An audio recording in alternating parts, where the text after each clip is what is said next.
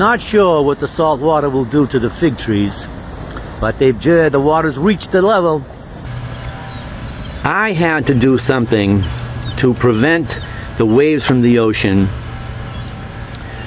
to erode the vegetable garden, and more importantly, get too close to the precious fig trees.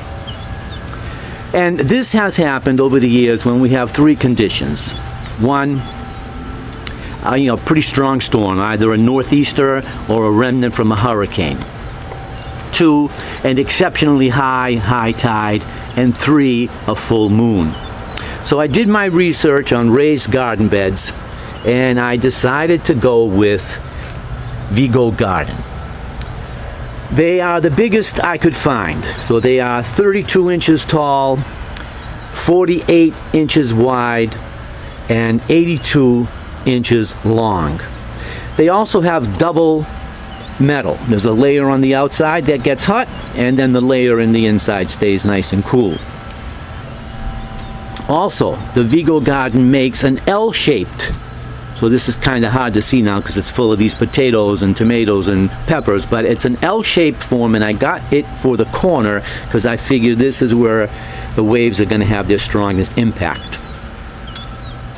It's very easy to put these extra large raised garden beds together on a flat surface like this, but then it's very awkward to carry them into place.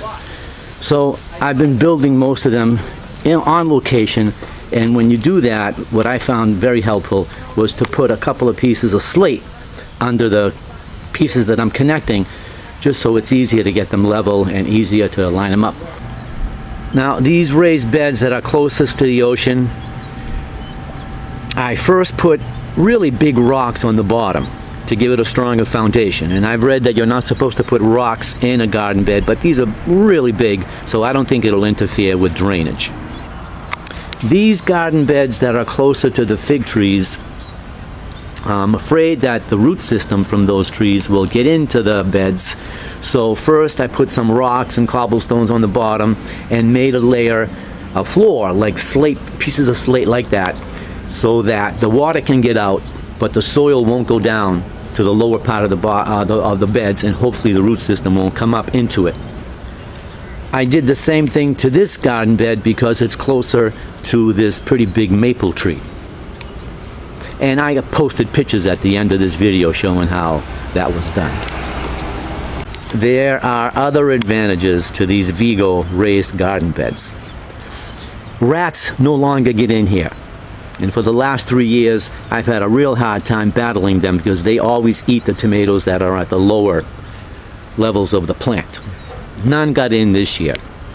Also, I'm pretty sure the raised garden beds warmed this area up. Today's September 13th, and this garden has always been prolific, but this year it's exceptional. And finally, I'm pretty sure the raised garden beds are going to help me when I have to cover these fig trees. That time is coming soon.